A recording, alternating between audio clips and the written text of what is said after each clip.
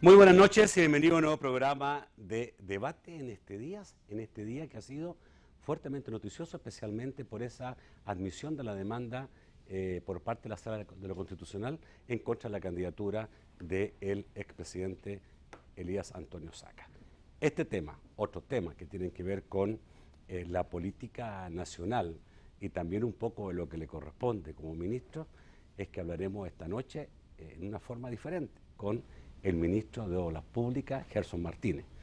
Buenas Nacho, noches. muy buenas noches. Que además hay que decir, es el coordinador en lo que fue la elaboración del proyecto de gobierno del FMLN.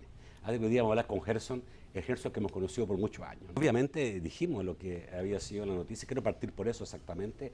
Sin duda ustedes se habrán enterado en la tarde, a mediodía, con los noticieros de Telecorporación, de lo que fue esta admisión por parte de la Sala del recurso de inconstitucionalidad presentado por un civil en contra de la candidatura del expresidente Saca. Hay que decir que hay otros 6 recursos que están en manos de la Sala del Constitucional contra la candidatura no solo del expresidente Saca, que hay, creo que son 4 recursos en contra de él.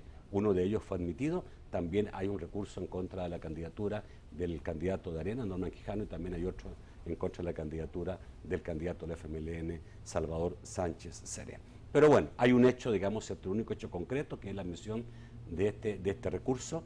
¿Cómo lo ves, Gerson? ¿Lo ves normal dentro del desenvolvimiento político y jurídico del país, o crees, digamos, que esto puede afectar el proceso y la estabilidad política, sobre todo en un momento tan importante como es un proceso electoral? Nacho, personalmente no estoy compenetrado yo de los términos en que se han presentado este tipo de recursos. De cualquier manera, el proceso electoral está muy avanzado,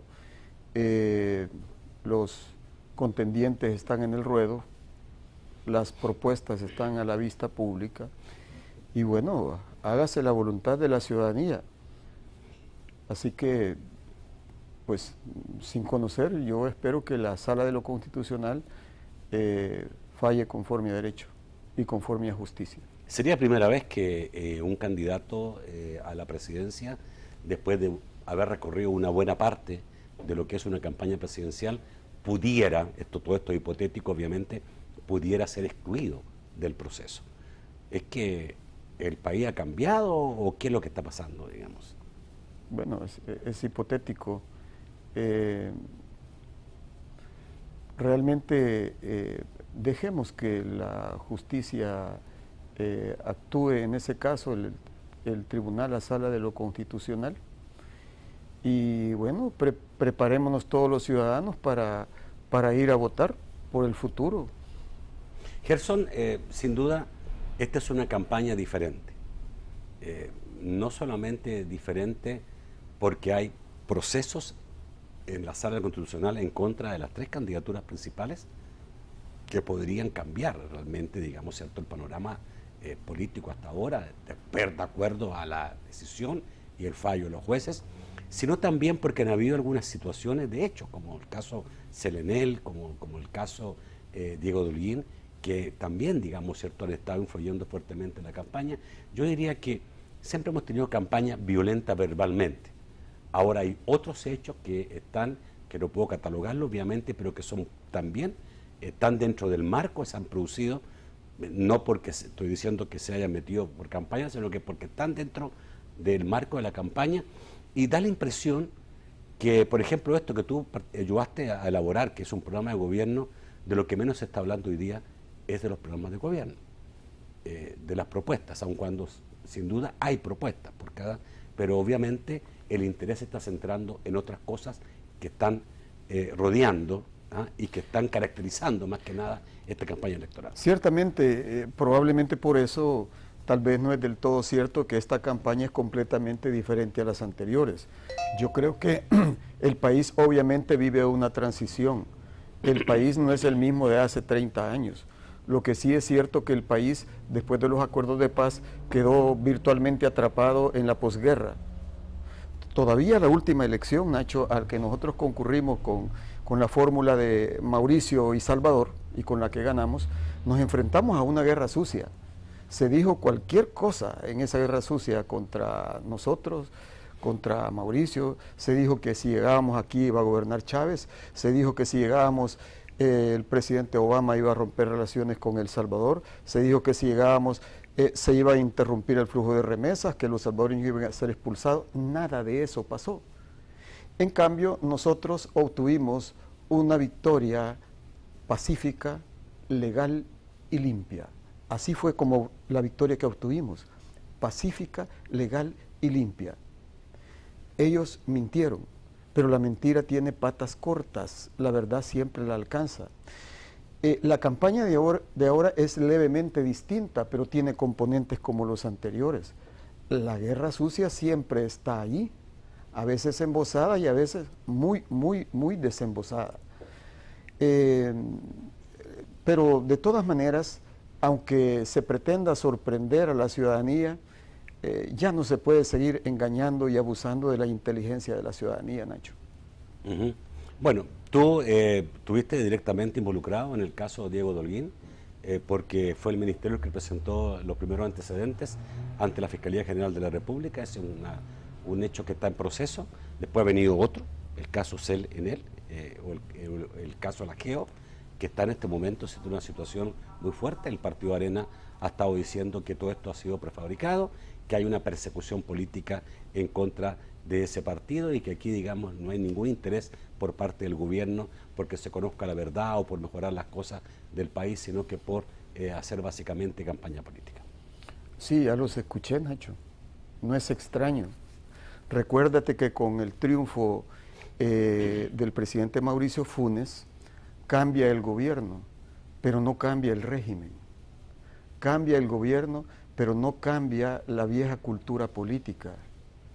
Aquí lo que existió por décadas y décadas fue un régimen de impunidad, en donde se convirtió la política en el arte de la simulación, del embuste, del engaño, de la prebenda y la corrupción.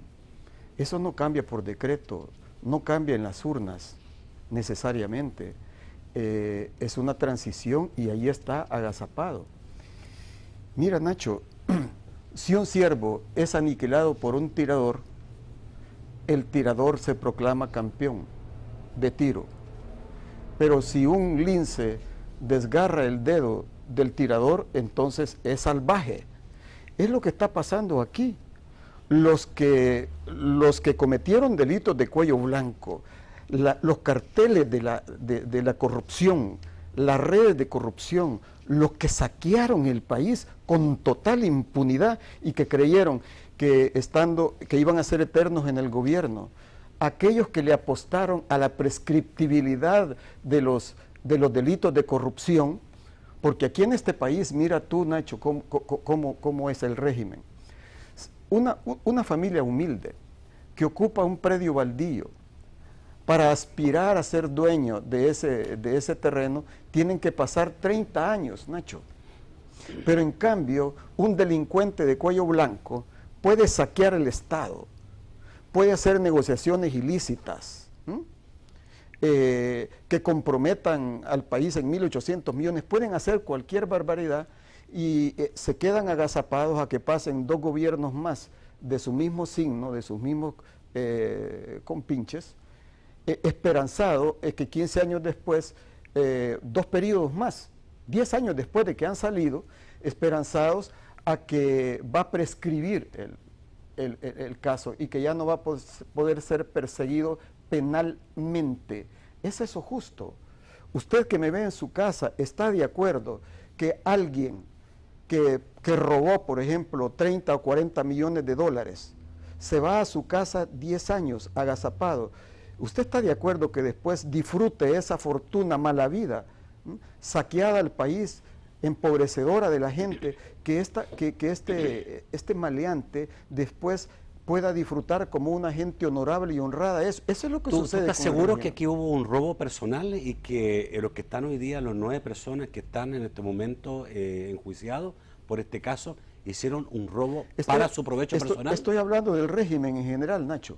Estoy hablando del régimen. Pero el caso específico de los 9 imputados. Estoy hablando de la Diego de Holguín, estoy hablando de eso. Porque ¿qué es lo que sucede aquí? Veamos en estos casos.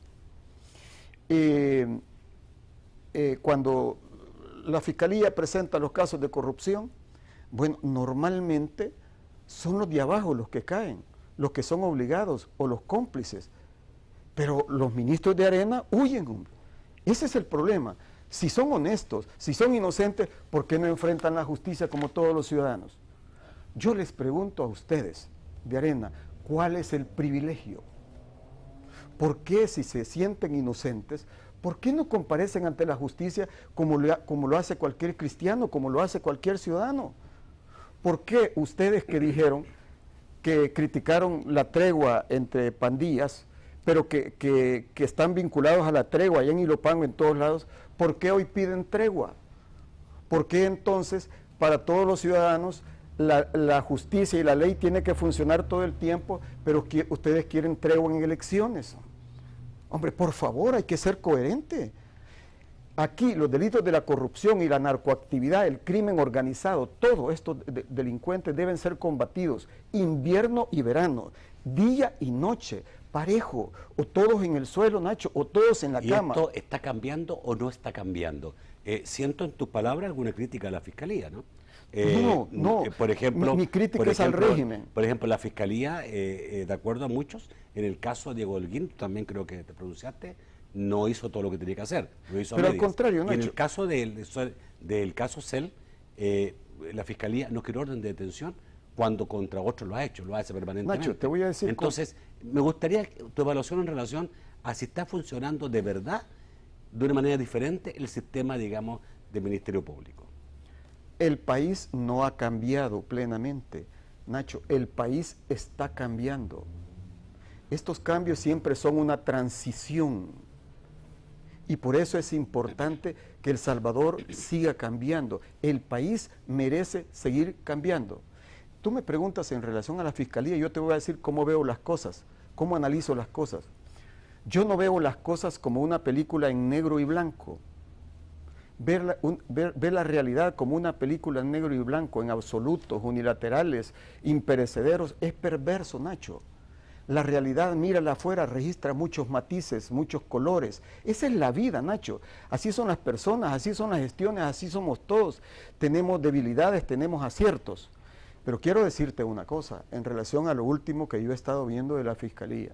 Siempre sostuve, cuando fui legislador, que para ser fiscal se necesita un alto profesionalismo, un alto sentido patriótico, un perfil ético muy alto, pero sobre todo tener la entereza moral muy puesta. Esto es importante. ¿Por qué? Porque en el pasado, en los últimos 20 o 30 años, aquí, en este régimen que todavía no termina de cambiar plenamente, pero hay que terminarlo de cambiar, en este régimen, el denunciante terminaba denunciado por los poderosos.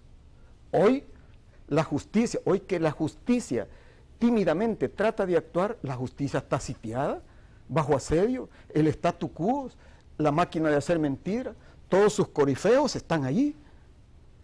Entonces está bajo ataque permanentemente, porque ellos quieren regresar al régimen de impunidad. La corrupción, quiero decir, la corrupción empobrece al pueblo, empobrece a los contribuyentes, empobrece al país y pervierte el mercado también. Ok. Vamos a ir a un corte y vamos a volver después del corte. Te quiero presentar una reacción que tuvo hoy día el expresidente Armando Calderón Sol en relación a los dichos del presidente, que calificó que el presidente Funes estaba atropellando el proceso democrático del país. Ya volvemos. Bueno, obviamente en todo esto que ha sido parte de la campaña política o que está dentro del tiempo de campaña política, el presidente de la República, Mauricio Funes, ha sido un actor importante, sobre todo, digamos, en algunas disputas que ha tenido fuerte con el Partido Arena. Hoy día, el expresidente Armando Calderón Sol le ha contestado. Veamos. El presidente Funes, no sé qué le está ocurriendo. Él está participando y haciendo toda una acción fuera de toda lógica y creo que hace comentarios indebidos que no tienen fundamento. Al expresidente Armando Calderón Sol no le parecen bien las críticas realizadas por el presidente de la República, Mauricio Funes. Asegura que no están a la altura de un mandatario. Lamento la posición del presidente Funes.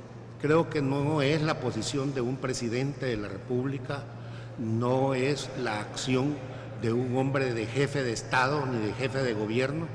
Y creo que ha caído en esta situación que desdice su comportamiento y su actuación. Es lamentable ponerse en una condición de activista del partido FMLN. De acuerdo al expresidente, en lugar de mantener discusiones de este tipo, los liderazgos deben trabajar en los problemas de país para solucionarlos. Como lo ha dicho el PNUD el día de ayer, que tenemos un aumento de la pobreza, que esta situación no nos lleva a nada el problema fiscal del país. Debemos más de 14.600 millones de dólares, un escándalo que debería de estar en la conciencia del pueblo salvadoreño, a dónde nos han llevado este gobierno y el gobierno del presidente Saca. El expresidente agregó además que el actual mandatario debe mostrar transparencia al final de su periodo presidencial. El presidente Funes debe de rendir cuentas cuando salga de la presidencia, y así todos los funcionarios. Creo que solo así vamos a fortalecer la democracia. Hizo un llamado a los políticos en general a mejorar la calidad de sus debates. Hacer un alto en el camino, espero yo y le pido al sector político salvadoreño que reflexione, que eleve el nivel de la campaña electoral y que vayamos a la discusión de los planteamientos serios en beneficio del pueblo salvadoreño que se lo merece. El doctor Armando Calderón Sol además destacó el trabajo que su partido a través del gobierno ha realizado posterior a la firma de los acuerdos de paz para reconstruirlo y luego de una década de guerra. José Eduardo Sánchez para Tele2.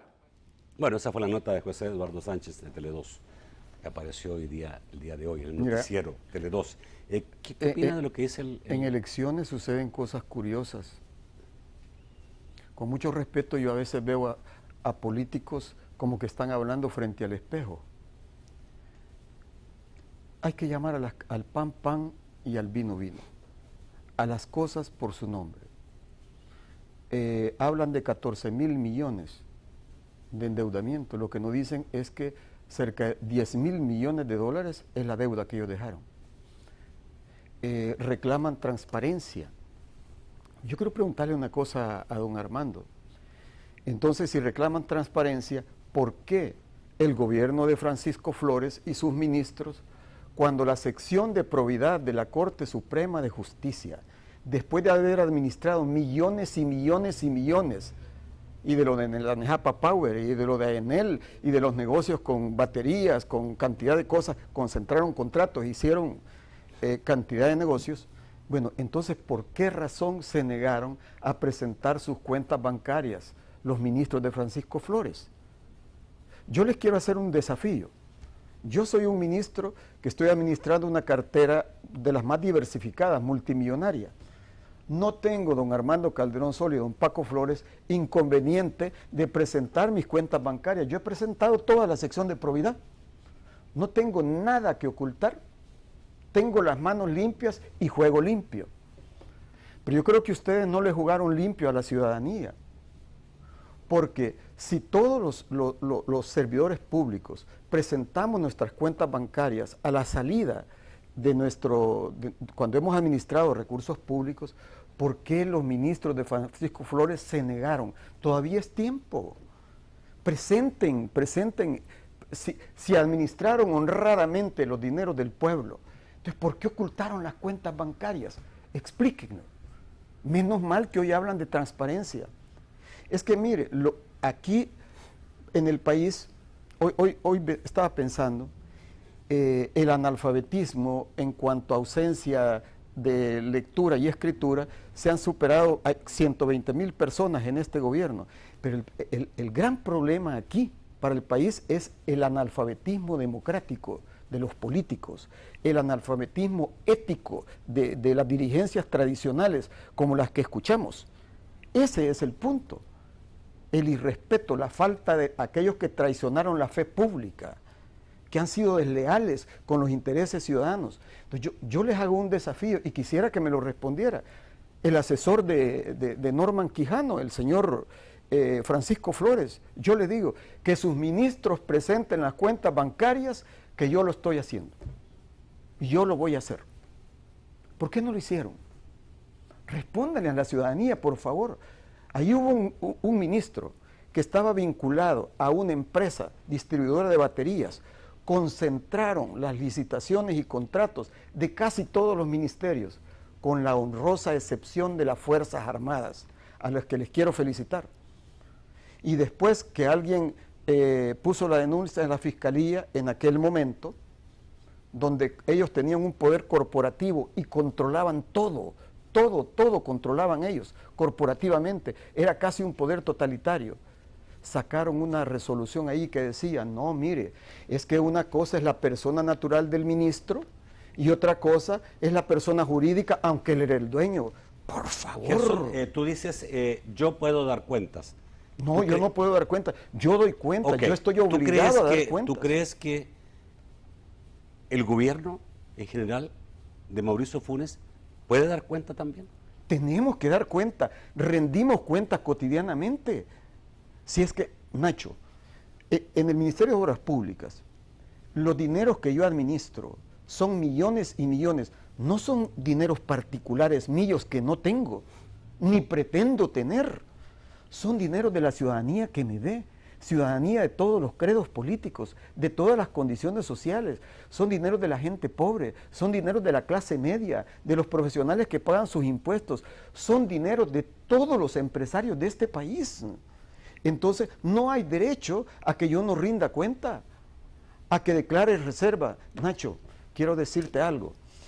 En el Ministerio de Obras Públicas llevamos casi 4 años y medio.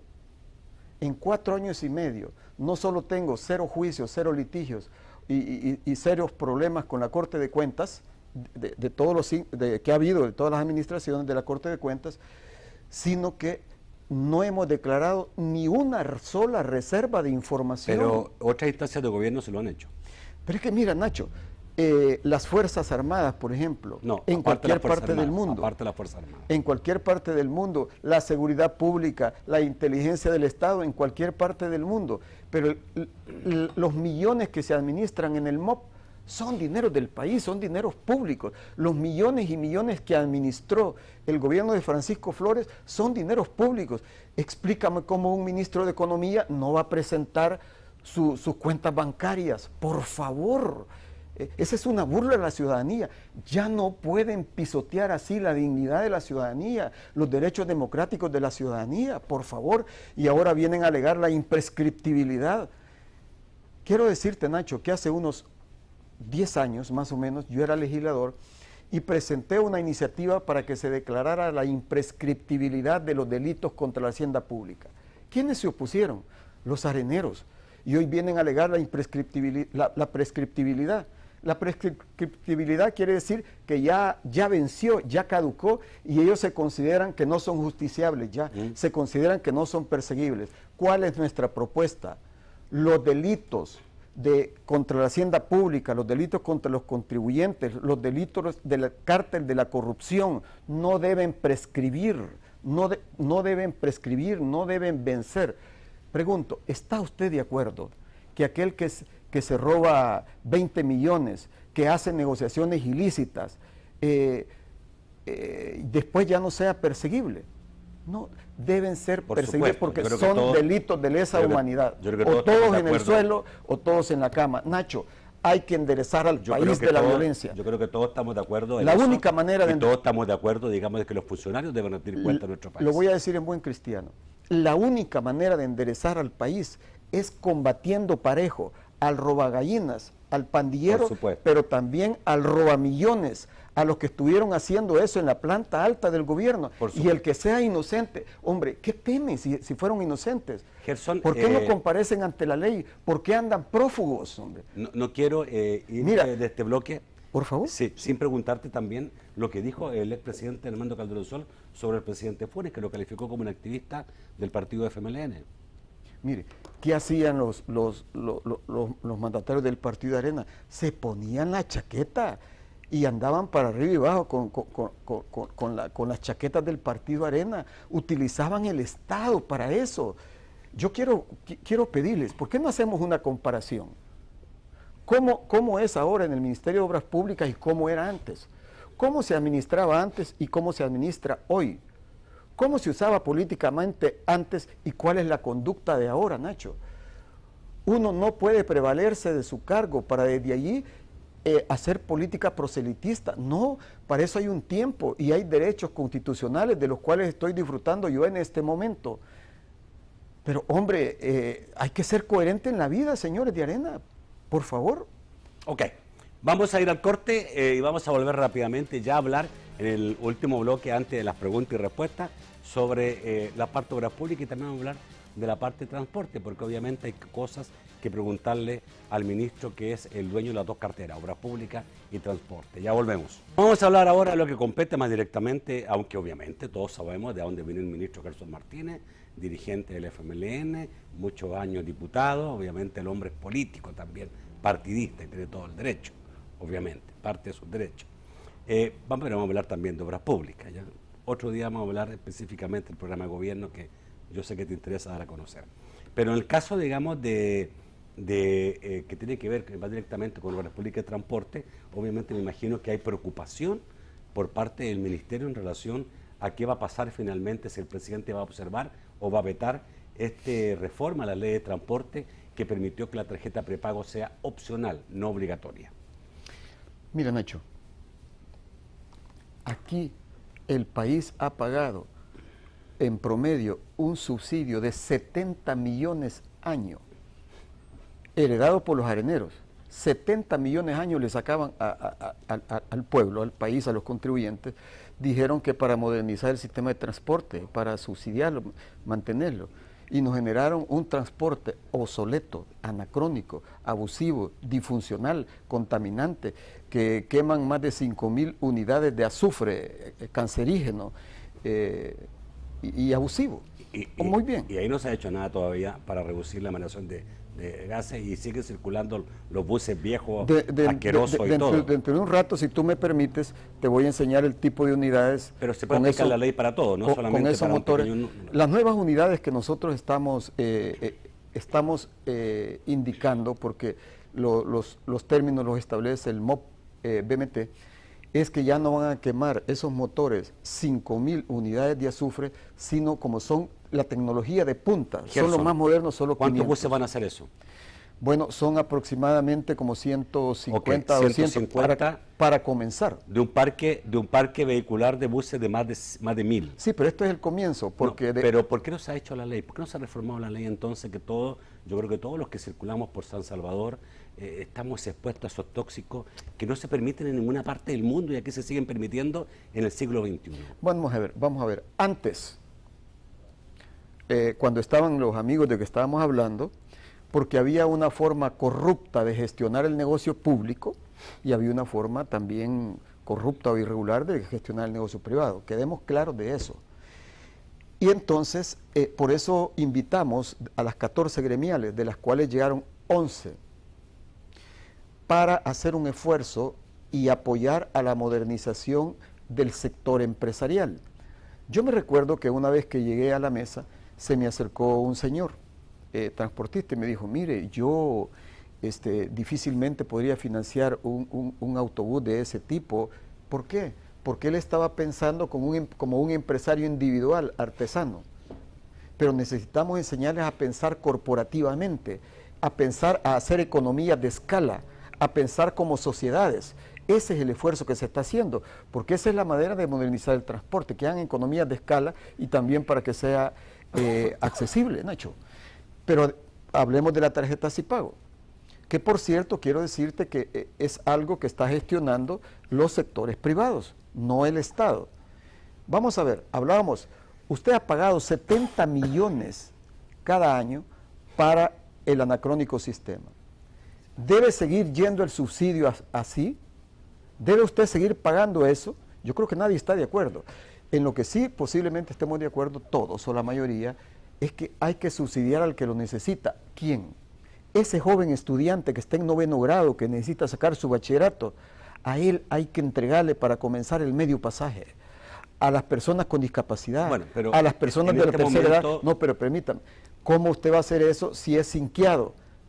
Los sistemas modernos que están funcionando es a través de estos sistemas de tarjeta.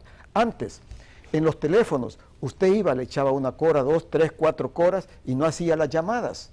¿Y quién te resolvía? Nadie te respondía. Hoy usted preferiría regresar a la época de las cavernas. Todo el mundo usa la tarjeta, Nacho. Es un problema de culturizar. Y es un problema también de que el Estado tutele los intereses del ciudadano. Nosotros estamos trabajando para modernizar, sí, pero perdona, cuando vemos que hay un abuso contra los ciudadanos, nosotros estamos siempre del lado del usuario. Gerson, pero obviamente si el presidente no veta ese decreto o lo observa, a lo menos, sin duda, el sistema que tú dices que debe cambiar, no va a cambiar. ¿Y tú qué crees? ¿El presidente va a observar? ¿Tienes ya alguna comunicación con el presidente? Quiero decirle, ¿o va a vetar? No he platicado, posiblemente converso con él, pero te quiero decir algo. Ajá. Yo tengo la convicción, porque conozco al presidente, tengo la convicción. Y la información también. Que él... No, sinceramente no, Nacho. Si no te lo dijera, no tuviera ningún problema. El ministro no ha hablado con el presidente en relación a esta reforma legal. Tengo la convicción de que el presidente va a adoptar una resolución basada en los intereses del país. Okay. Basada en los intereses públicos. Por lo tanto, va a haber basada en los intereses del futuro de este país. Ok, por lo tanto va a haber tarjeta prepago obligatoria. Bueno, esperemos la resolución del presidente de la República. Ok. ¿Cómo van las obras? Tanto carretera panamericana como todo el trabajo Citrams. ¿Se van a cumplir los plazos? Cuando voy a hablar de la Panamericana, te quiero decir que una cosa es lo que estamos haciendo nosotros y otra cosa es lo de San Martín, que durante el gobierno de Flores se gastaron $60 millones para dejarnos un litigio. Eso lo estamos resolviendo y podemos hablar después.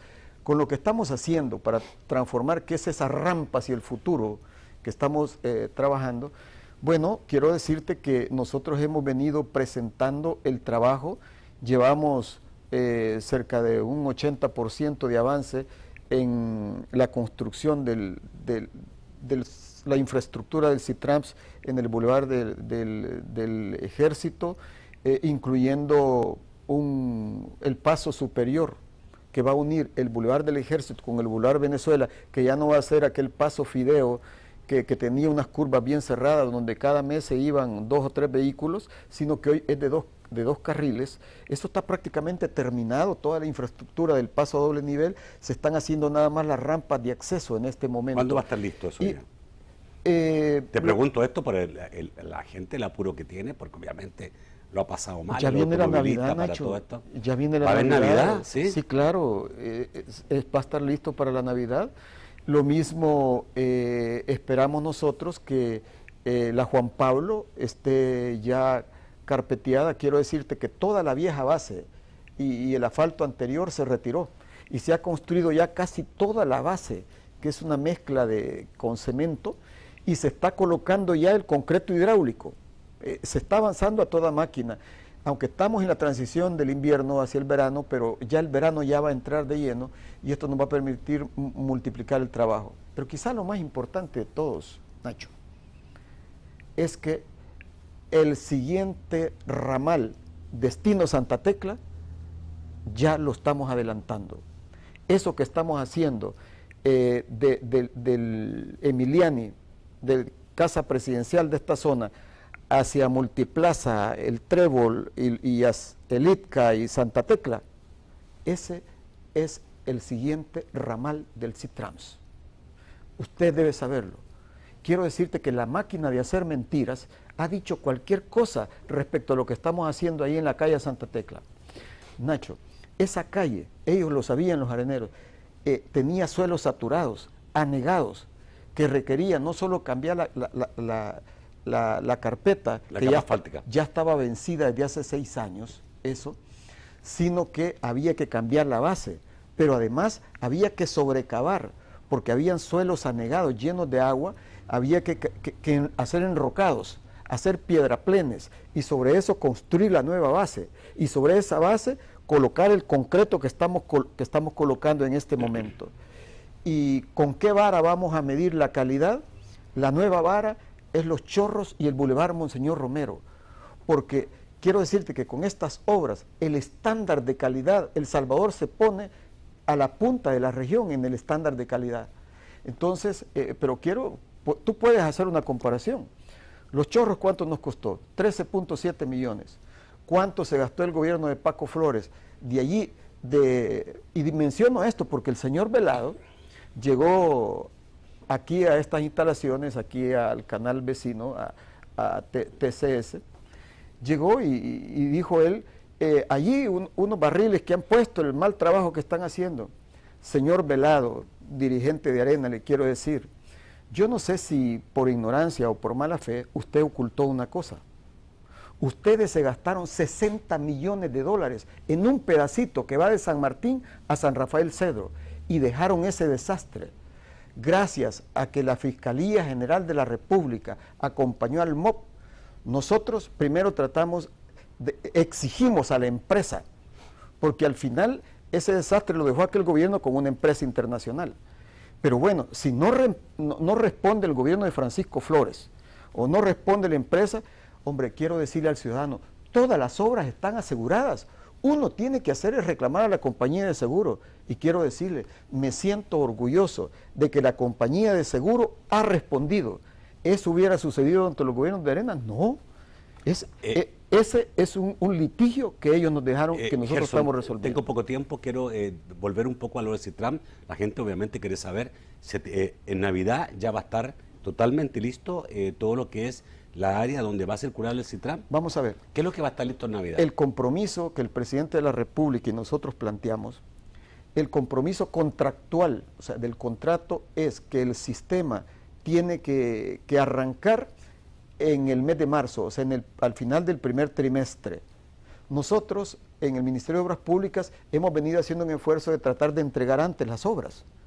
Entonces, estamos haciendo ese esfuerzo. Yo no sé si es posible o no sé si ya colocaron, pero este día nos enviaron, saliendo del horno, ya la fotografía de los autobuses ya le vamos a que mostrar están saliendo de la inmediatamente. empresa Marco Solo Polo. necesito saber, porque obviamente Vale, eso te la respondo. gente tiene, digamos, está sufriendo por esto, obviamente tú me Sí, dirás, sí. es para bien, pero está sufriendo, quiere saber cuándo va a empezar a circular Nacho, normalmente. Yo quiero reconocer y agradecer la comprensión de la ciudadanía, porque la ciudadanía comprende que esto es la construcción del futuro. En diciembre, si todo funciona, la empresa, las plantas de la Marco Polo y la Volvo enviarán los primeros autobuses a ver, articulados. mostremos, ya están armados los autobuses que van a ser parte del Citram. ¿Estos son los autobuses? Por eso estamos trabajando. Ese es el nuevo estándar de autobuses que nosotros hemos encargado para el país. Eso es lo que va a comenzar a llegar hoy en diciembre. Lo que entre diciembre y enero, y más propiamente enero, finales de diciembre y enero, van a comenzar a circular aquí los primeros autobuses de prueba. Vamos a invitar a la ciudadanía a esas pruebas. Okay. Por eso es que la infraestructura no estará completa, pero estará lo suficientemente avanzada para hacer estas pruebas. Finalmente, la gente que circula por el bulevar del Ejército hacia Soyapango, ¿cuándo va a dejar, digamos, cuándo va a tener ya libre circulación? ¿Cuándo ya, después de marzo va a ser esto? Va a estar determinado por un factor. Ahí, el primer embotellamiento era en Molsa, sí, en la 50. Además de este paso a doble nivel que se hizo ya, que se ha terminado casi, se está levantando las bases de un paso superior, pero ese es longitudinal, para eliminar ese semáforo y que la gente que viene de Agua Caliente entre directo y que nadie se detenga, porque esto es lo más importante, todo esto forma parte de una estrategia articulada de movilidad, logística, transporte y puertos. Estamos trabajando para legarle a la ciudad corredores longitudinales sin entretenimiento, sin altos y sin semáforos. Eso, por supuesto, ha requerido incomodidades para la población. Pero bueno, el futuro lo va a compensar. No, por lo que entiendo, no querés dar fechas. Porque no me ha querido responder lo de la fecha. Lo que estamos mostrando esfuerzo, compromiso, trabajo, ¿verdad? Vamos a tratar de quemar etapas para entregar antes. Y se va a poder ir abriendo partes, aunque no sea totalmente... Bueno, te voy a decir una cosa. El esfuerzo que nosotros estamos haciendo, trabajando a toda máquina, es, por ejemplo, para que la calle Santa Tecla, entregarle esa calle moderna a usted en la Navidad. La carretera panamericana va a estar lista en la Navidad. Bueno, los tramos que estamos trabajando hasta los parques de Santa Tecla, en la Navidad. Ok, vamos al corte, ya volvemos. Bueno, vamos rápidamente al último segmento de la noche con las preguntas del público expresadas a través de las redes sociales. Buenas noches, Francisco Bonilla. Señores, muy buenas noches. Con el señor Vélez Bonilla, que dice, ¿debe a su juicio, señor ministro, la Asamblea Legislativa y sus diputados aprobar la ley de asocio público-privado y no afectar el desembolso de los fondos del milenio que beneficiará a los más necesitados del país? Gustavo Melara dice, Salvador y Óscar han dicho que hablaron con usted y dirigirá las finanzas. ¿Podría hablar con más detalle de esto? Dice Gustavo Melara. Daniel Olmedo, don Gerson, 1, ¿qué opina de la intervención del Estado en precios? 2, ¿qué opina de la política de precios justos de Venezuela? William Escobar dice, don Gerson, ¿de quién fue la brillante idea de generar un caos completo en todo San Salvador por esas construcciones express?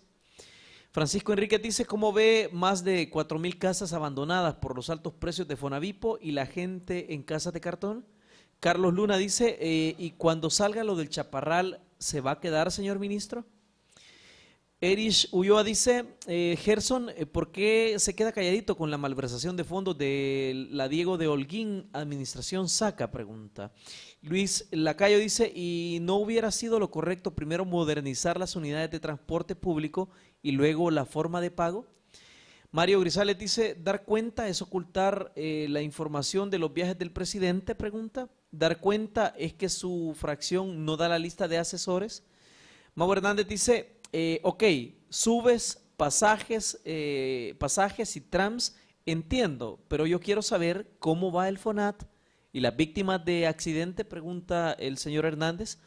José Márquez dice, quisiera me aclare, excelente señor ministro de Obras Públicas, una duda.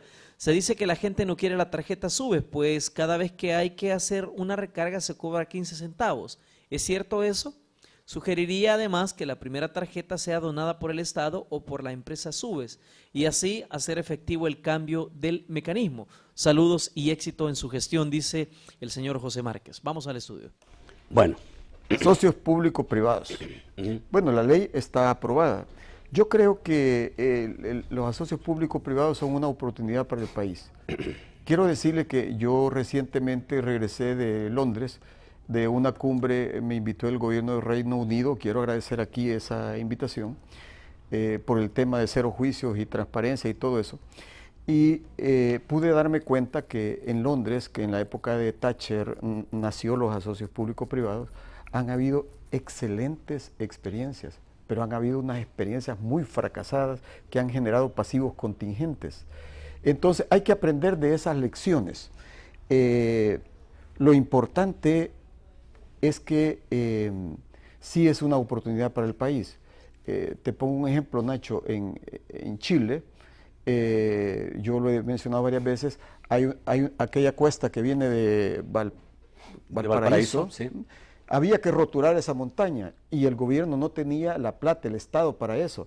Entonces hubo un inversor internacional que a su cuenta y riesgo roturó toda la montaña, hizo una autopista y lo que antes tardaba un mundo para pasar los productos, la cadena de suministro, las personas, después se hace ¿qué? En 20 minutos. O sea, ¿estás de acuerdo con los socios público-privados? Bueno, pero al final ese activo le pasó al país, le va a pasar al país. Okay. ¿Eso es malo o es bueno? Queda muy claro que, que crees que los socios público-privados Sí. pueden ser buenos. Necesito ir muy rápido porque tengo 2 minutos nada más. Dice un amigo televidente, yo no lo he escuchado, que los candidatos dijeron que tú podías ser el próximo ministro de Hacienda, porque dijeron, el que va a manejar las finanzas del país si gana el FMLN. ¿Han hablado contigo sobre eso? No, mira, quiero decirte, en lo personal no soy un especulador de la política. Estoy dedicado a mi trabajo, ¿No te han ofrecido? a mi servicio. Como ¿No te han ofrecido? Salvador y Oscar hablaron conmigo. Primero me pidieron hacerme cargo del programa de gobierno. Aparte de eso. Fui el director general, soy el director general del programa de gobierno. Y Salvador de lo que me ha hablado es que le parece interesante la gestión que se ha hecho en obra pública. Él también hizo una gestión muy limpia en educación. ¿Y quiere que seas? Lo que él me ha planteado es que él aspira a que estos estándares que se han utilizado en obra pública se puedan generalizar, porque... Pero que seas, perdón, tengo menos de un minuto, que seas ministro de algo o un secretario técnico de la presidencia. Mira... ¿Quieres que estés con ellos en el gobierno? No hay un cargo específico. Nosotros no hacemos repartos antes de esto. De lo que se trata es que nosotros lo que estamos planteando aquí es una nueva calidad en la administración pública, seguir evolucionando, seguir avanzando. Gerson, tengo 40 segundos. Sí. Alguien preguntó si estaba de acuerdo con la política de presos justos de Venezuela. Mira, no conozco eso. Quiero decirles a las personas que nosotros no tenemos otros referentes en nuestros países. Nosotros lo que estamos postulando es el modo salvadoreño de gobernar, Gerson, el modo democrático de gobernar. ¿Alguien habló también de las casas abandonadas por los altos precios de Fonavipo? Mire, eso no es cierto. Quiero decirle, en lo personal, soy parte de la administración de un banco. Yo soy el presidente de la Asamblea de Gobernadores del Fondo Social para la Vivienda. Y quiero decirte, ese fondo tiene los mejores indicadores calificados y no hemos tenido políticas privatizadoras. La mayor parte de créditos y de soluciones habitacionales del sistema lo da el Fondo Social para la Vivienda. Se me fue el tiempo y quedaron preguntas sin poder contestar. Muchas preguntas, pero quisiera preguntarte rápidamente, don Roberto Baires, y que esta pregunta, digamos, me parece importante. Quisiera que le preguntara al ministro cuándo construirá el puente de la Cruz del Mojón de Santiago de Nonualco. Se comprometieron a hacerlo y aún no hay respuesta. Bueno, quiero decirte, ese puente de la Cruz del Mojón es una calle municipal, no es una calle nacional. Sin embargo, nosotros hicimos los estudios, ya terminamos el diseño, ya conseguí la estructura del puente, vamos a poner un puente de acero. ¿Cuánto se va a hacer? Hoy en diciembre se comienza a mover eso, en enero vamos a estar instalando. Eso lo instalamos nosotros en cuestión de semana y estamos firmando con la municipalidad en estos días el convenio. Muchas gracias, Gerson, por estar esta noche. Obviamente el tiempo siempre es nuestro peor enemigo. Quiero pedir disculpas por las preguntas que no he respondido, pero en relación a la Diego de Holguín, entregué toda la información, de las irregularidades cometidas ¿El Chaparral te asustaba? De las irregularidades cometidas al principio y las cometidas después. Fueron 23.282 folios, todos debidamente certificados y debidamente indexados, es decir, debidamente ordenados. ¿Chaparral? ¿Alguien preguntó si te asustaba lo del Chaparral? Mira, el Chaparral es una herencia, un desastre heredado de los gobiernos de Arena, señores. Está claro. Vamos, te agradezco mucho que hayas estado esta noche. Amigo televidente, tenemos que irnos, el tiempo es marca, digamos, cierto, y no podemos decir que no. Vamos a vernos mañana, siempre a las 8 de la noche. Que pasen muy buenas noches.